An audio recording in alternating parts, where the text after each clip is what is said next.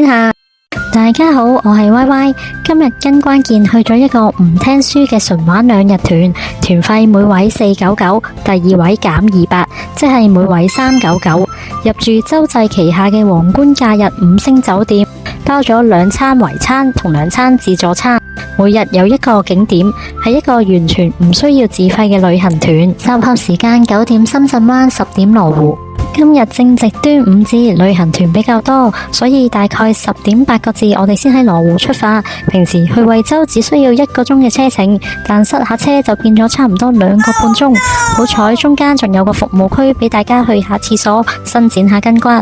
點零鐘終於嚟到午飯嘅地方東道主，呢間酒樓環境都唔錯喎。今餐係食雞同鴨講宴，有10餸1湯，白飯任裝，個個食咗都好健康。有粟米蘿蔔雞腳湯、鹹香雞、鴨肉、豆腐、梅菜扣肉、茄子煲、魚、煎蛋餅、番薯苗、菇菌、應節嘅粽。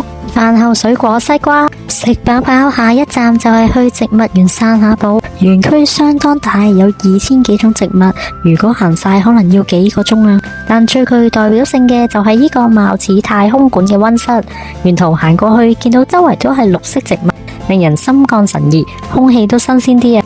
提大家，如果怕熱或者惹蚊嘅朋友就唔好入去啦，因為不停步咁行晒成個溫室都要10至15分鐘，裏面嘅氣溫比較高同埋焗，而且相當多蚊。呢個溫室其實係蚊室啊！溫室裏面以恒溫控制，採用咗天然霧氣效果，模擬熱帶雨林生態環境。玻璃屋樓高39米，共有5層，以石級層層遞進，展現咗300幾種植物，更有多款罕有品種。最後走上夢幻嘅空中棧道，用全新嘅視覺將整片熱帶美景盡收眼底。行完確實係好熱，我事後先知原來隔籬個展館係有冷氣噶，行過路過就唔好錯過啦。大概3點9，我哋返到嚟今晚入住嘅皇冠假日酒店，大堂寬敞舒適，樓底非常之高，不愧為洲際集團旗下嘅酒店。事不宜遲，我哋嚟個快閃 room tour 啊！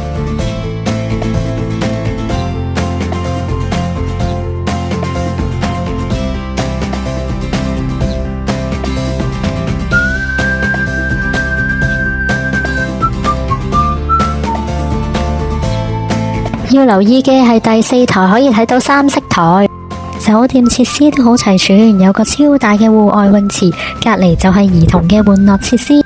另外仲有室內恒溫泳池，同埋有各種大小機械嘅健身室。呢間酒店最美中不足嘅就係最近嘅商場都要步行15分鐘，就係紅圈圈住嘅匯樂城商場。呢個團嘅重頭戲就係自助晚餐，5點半夠鐘排隊入場。餐廳好闊落，我欣賞嘅係美食區遍佈每一個角落，可以有效分流人群。近門口開始介紹海鮮區，有蝦、青口、墨魚仔、小龍蝦同埋螺，隔籬有中東烤羊肉，而最特別嘅就係有雞蛋仔、豬扒包同埋碗仔翅、粟皮湯、紐倫堡腸、燒鴨、披薩，每次都要大排長龍嘅烤蠔區、粉麵區、煎魚煎扒區，另一邊有前菜區、沙律區，大受歡迎嘅刺身區，有三文魚、吞拿魚同希靈魚，隔籬有多款壽司，亦分有意粉、菜心、南瓜、薯仔炆雞、辣子雞、炒雜菇、三文魚骨腩、咖喱豬皮魚蛋、炸魚柳、炸薯角、德國豬手同芝士番茄。有2樣好盞鬼嘅就係即烤番薯雞同埋即煲煲仔飯。呢個係臘腸臘肉煲仔飯，你睇下有好多飯焦噶。另一邊廂有麵包、蛋糕、窩夫、蛋撻。大家記住留肚食甜品啊，款式都好多噶，有朱古力噴泉、西米露、楊枝甘露，各款精緻蛋糕、水果，仲有得自製軟雪糕，同埋佢聲稱哈根達斯品牌嘅雪糕，但係我覺得同香港食到嘅唔同，你睇下佢隻士多啤梨味個顏色就知啦。仲發現咗個惠州特產梅菜酥。飲品方面有果汁、茶飲、啤酒、酸牛奶、果汁、汽水、穀物飲品、咖啡，亦有幾款唔同牌子嘅生啤、白酒、紅酒任飲，實行不醉無歸啊！另外，每人仲送咗一份花膠，都唔細噶，睇得下喎。有美酒佳肴就梗係唔少得唱歌助興啦。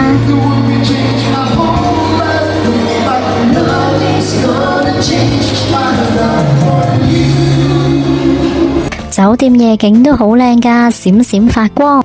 酒店附近大概行5分鐘就有條步行街，左右兩排都有好多零售商店、超市。如果食唔飽，可以再出嚟行街食宵夜。嚟到第二日早餐時間6點至10點半，選擇非常之多，有炒蛋、煎蛋、烚蛋、茶葉蛋，全部都係蛋。仲有肉碎嘅餅、西多士、土豆卷、粟米、西蘭花、豆腐、茄汁豆、香腸、煙肉、蘿蔔肉丸、炒芽菜、炒米粉、炒飯、花生、南瓜、番薯、油炸鬼、春卷，亦都有琴日晚餐嘅沙律、前菜小食，一系列嘅蛋糕、麵包、蛋撻，仲有幾款點心、蒸包、馬拉糕、鍋貼、糯米雞。估唔到竟然有石磨腸粉同豬雜湯喎，仲有好多配料添。亦有粉麵區、牛丸、魚蛋、魚片、紅豆粥、魚片粥、白粥、麥片，琴日都有嘅烤番薯、水果、飲品，同琴日一樣嘅酸奶、果汁、汽水、穀物飲品同咖啡。11點9離開酒店，因為導遊驚大家未肚餓，所以先去景點之後再食飯。今日嘅景點係勁家莊，由以前做包青天剪超角色嘅何家勁先生創辦。入到去有職員同我哋講解，之後睇一條簡短嘅影片，再參觀埋佢嘅廠房。生產環境都好乾淨衛生。呢個係佢主打嘅產品芝麻丸。睇完之後有生產，梗係有零售啦。呢度無論係食嘅、飲嘅都有得買，仲有得試穀物飲品。而呢個就係芝麻丸嘅成品啦，都唔孤寒噶，成粒俾你試啊！如果對買嘢冇興趣嘅朋友呢，就可以過去隔籬嘅 coffee shop， 連埋圖書館坐一坐，唞一唞，環境相當舒適。仲有旋轉樓梯上第2層，更加寧靜，自成一個。大概1點半到咗今日午餐嘅地方東江里。導遊話佢係惠州好出名做團餐嘅酒家。咦，唔知一陣有冇呢啲嘢食呢？我哋啱啱好4位自己一間房，今餐有11個餸1個湯。打頭陣嘅係蘿蔔湯、東江雞、蒸魚片、五花肉、四季豆炒肉片、客家釀豆腐、魚蛋雜菜煲、煎魚肉餅、炒韭菜、番茄炒蛋、紅燒鱔、浸菜心。食飽飽大概2點8個字，我哋坐車回程啦。嚟個總結，團費每位499，第2位減200，即係平均每位399蚊。導遊費180蚊2日，總數係579蚊，包咗來回車費。1晚5星酒店，2餐圍餐、2餐自助餐同2個景點。入住嘅係洲際集團旗下嘅皇冠假日酒店，品質當然有保證。如果自己訂房，連早餐都要600幾蚊。講下食，酒店出品絕對有80分。自助晚餐有雞蛋仔、碗仔翅同煲仔飯，有少許驚喜，仲每位送份花膠。第2日早餐有石磨腸粉同豬雜湯，好啱香港人口味。而圍餐第2日嗰餐比較優勝，又好味，份量又多。行程方面，每日1個景點，唔會太頻撲。勁家莊就好適合 shopping， 而植物園就冇乜特別推薦，除非你對植物好有研究，同埋溫室係喺一個大公園入面，好多地方冇遮擋。大熱天時30幾度去係有啲辛苦，所以個人建議呢個景點應該冬天先去。總括而言，雖然每人要500幾蚊，但真係1分錢1分貨。如果中意嘆世界，享受下靚靚酒店，食豐富自助餐，呢個團係一個好嘅選擇，性價比非常之高。今集介紹住咁多先，大家記得 like 同埋 subscribe 我 channel啊，拜拜。